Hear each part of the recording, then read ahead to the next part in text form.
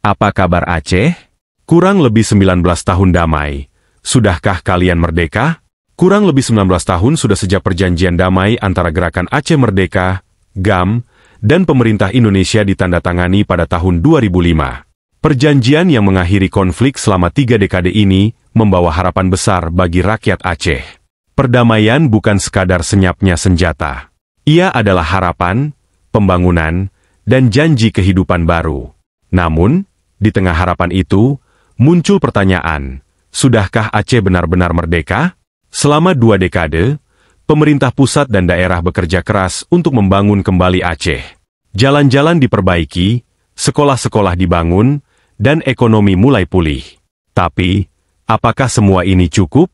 Kami sudah melihat banyak perubahan, tapi tantangan masih ada. Ekonomi Aceh belum sepenuhnya berkembang, dan banyak dari kami masih berjuang untuk bertahan hidup. Damai tidak hanya soal ekonomi. Ia juga tentang identitas, budaya, dan cara hidup. Syariat Islam diterapkan secara ketat di Aceh sebagai bagian dari otonomi khusus, tapi bagaimana dampaknya terhadap masyarakat? Syariat adalah bagian dari kehidupan kami, tapi terkadang ada kekhawatiran bahwa hak-hak perempuan kurang diperhatikan. Kami ingin Aceh maju, tapi kami juga ingin kebebasan untuk berkreativitas dan berkontribusi tanpa dibatasi terlalu ketat. Selain konflik politik dan sosial, Aceh juga menghadapi tantangan alam. Selain itu, isu lingkungan seperti deforestasi dan perubahan iklim semakin mendesak. Pembangunan harus berkelanjutan. Jika tidak, Aceh akan terus menghadapi masalah serius di masa depan. Hampir 20 tahun perdamaian adalah pencapaian besar, tetapi perjalanan Aceh belum selesai. Generasi muda kini membawa harapan baru untuk Aceh yang lebih maju, adil, dan merdeka dalam arti sesungguhnya.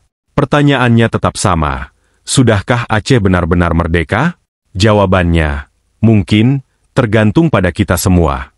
Apa kabar Aceh?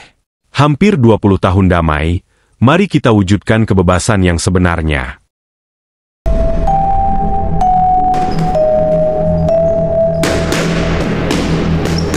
Subhanallah wa dahu wa bihamdihi